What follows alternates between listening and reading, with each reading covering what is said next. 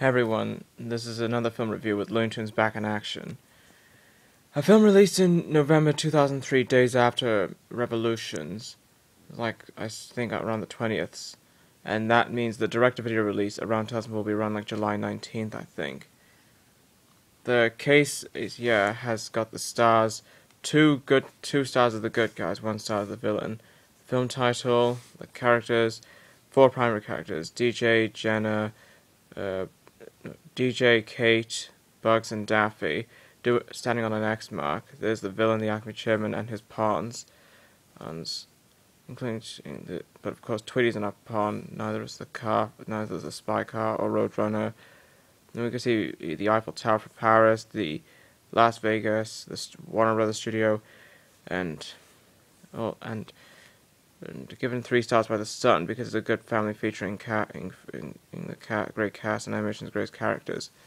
The side, the film title, and the details there. The back has Bugs and Daffy still doing the pose, with Bugs' left arm carrying out the images. With the 4 heroes and Granny, which of course is not the real Granny at Africa, and the chairman of the Acme Corporation. The plot about the film, which there are spelling errors, there are name errors. Like they call DJ Bobby Delmont, and it's put it says by Brendan Fraser. Even Brendan Fraser's character in the film is actually called DJ Drake. And of course, his father's name is accurate, Damien Drake. And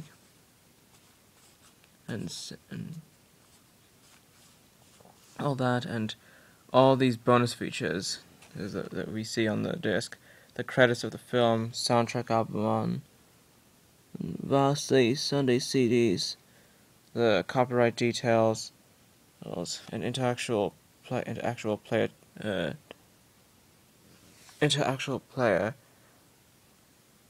2.0. Oh, this was during when it was AWOL time. This is during AWOL time. This is AWOL time Warner print. Technically, before other 2004 films nowadays of Warner Bros. Distributed, they cancelled AOL Time Warner, and this film finalized the transition. This film, I think, the Warner Bros. Intro when you play the film transitionized AOL Time Warner watching in cinemas and then watching it on actual Digivis hard disc. It's then Time Warner, and all that. Open inside, we have advertisements for all and for all Looney Tunes stuff you can buy. It's a 1, 2, 3, 4 fold note. It has all the Looney Tunes cartoons you get in editions you get to buy on Warner Home Video. And of course it's also shown on Boomerang. They're also available on Boomerang. They were also available on Boomerang, which I think they are.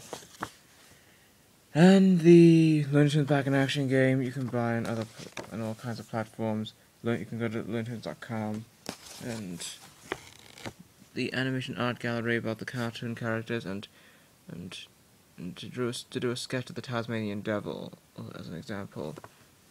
That's what we got there. And the disc depicts Bugs and Daffy standing at the Looney Tunes promoted background thing for that thing. If you remember watching a 10-minute Looney Tunes cartoon, you see that thing, and the Warner Brothers shield shows up there. The film title and all that, not for rental, and all that. Right. The plot about this film, at the same time I'm going to say this, at the same time I'm doing this, is that originally I thought that the cartoon character in the cartoon universe, and then somehow got teleported into the real world universe, which introduced the idea that they then got to collaborate with live action people. But actually, that idea was first discovered in Who Framed Roger Rabbit, which in the beginning of that film showed that it's a cartoon world with Herman and Roger in a kitchen situation, and after Roger was struck in the head and then birds fly around, then it transitioned with the live actors, with the director getting angry at Roger. Which shows a transition that they introduced live action role. But even though this should have showed that they got teleported into the live action universe, originally I thought that way, but actually it kind of looks like it connects with Roger Rabbit as of like sequels. Of course, Roger Rabbit's not by Warner Bros. Of course, Warner Bros. Did not distribute Roger Rabbit. It's this one and Space Jam 2 is. And what I did not know about this film until watching it to understand was that it's more like a James Bond based with Damian Drake as a spy, and and of course his James Bond legacy is given to his son, and, and taking over his mission, and in order to stop the chairman from transforming humanity into monkeys, which led me to think, which led me to realize that when that videotape they saw in Area 52 showed the animated simulation, the humans got transformed into monkeys. It led me to think, will the chairman be defeated by that? But technically, it does. But in the way you'll find that if you saw this film to find out. And originally, I thought the alien brain in Area 52 that attacked DJ attacked DJ during the fight.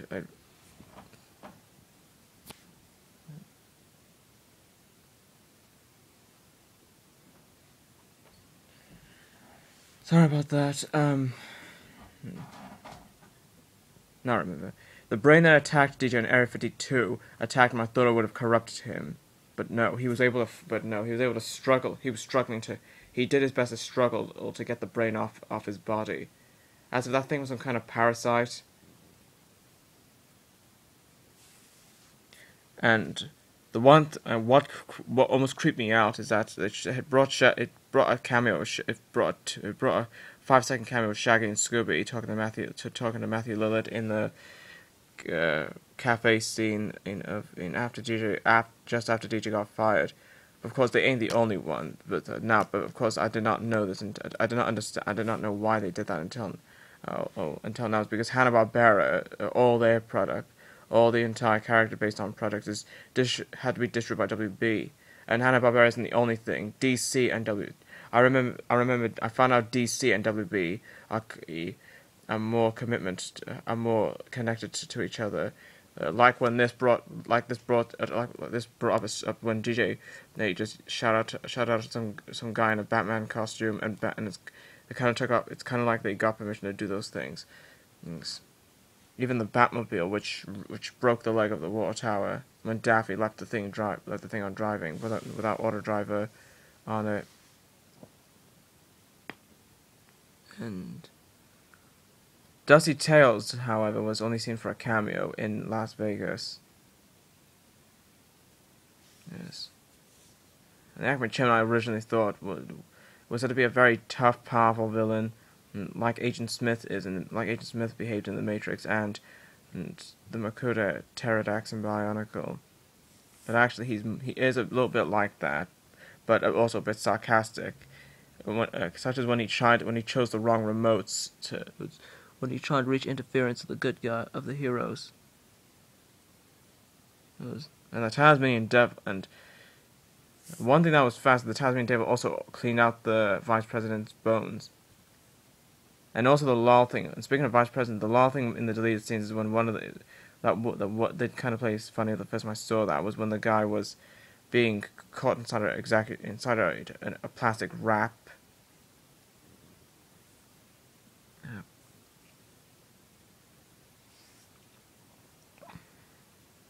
And the blue monkey diamond in the alternative and in deleted scenes was then manipulated to transform people to what they descended from, like Tweety into a giant Tyrannosaurus bird, Bugs to become a Neanderthal rabbit, as depicted like you saw if you remember one of the Bugs Bunny cartoons featuring Marvin the Martian, and Daffy into a small bird into a small creature inside an egg, and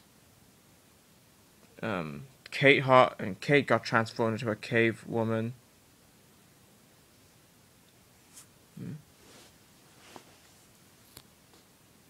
And of course, the favorite parts about this film is the action that went on with DJ fighting the villains and like the chairman and stuff, and the great idea of how they were able to make a live actor collaborate with cartoon characters when DJ punched Nasty Canasta. That kind of like they pull off the effects, and he punched he punched another one of Yosemite Sam's associates and broke the stair bar. It broke the thing in that it broke those things. I don't know what they're called. Like the stair, similar to the stair rails but straight. He broke it and he fell to a pot of money.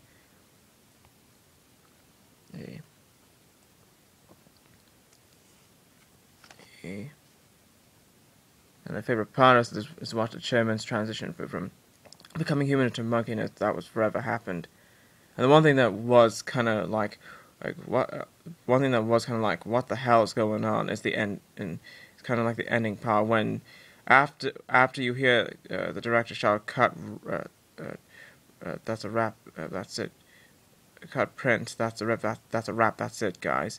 It was like, so it's actually a film all along, filming it rather than being in the real world. And the long thing in the Paris scene, and the law part of Paris is when DJ he activated activated flight mode in the with the gadgetry trousers, but then it flew off without putting. I think because the belt wasn't on tight, right? And then he had to cover, and then he had to cover Papa Bear into his jacket, and then took his shorts with him. Now, one thing, Lars, the way Kate just was hitting Mr. Smith at the shoulders, was just before Mr. Smith noticed the phone in her hand and snitched it from her. The phone, because she took a picture of the map where the diamonds of current location.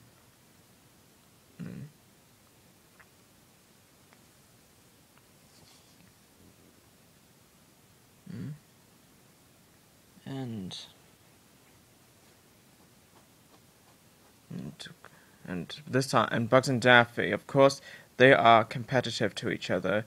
The good thing about the film is that they work together now this time. Despite Daffy's bent on money despite Daffy is bent on money when it comes to the diamond, though. And I think they're better off working together. Because second of all, he robs with Mickey Mouse. If you saw Who Framed Roger Rabbit, and he robs with Donald Duck, and these two in the Piano Rhapsody are too much worse as to each other. So the film is a great Looney Tunes film, and they said they're planning a new Looney Tunes film, which I'm sure younger kids will enjoy. And I'll be signing off now. And this is and I am Tao Mata 1888 signing off. Also, stay tuned for the next review called Spider-Man 2.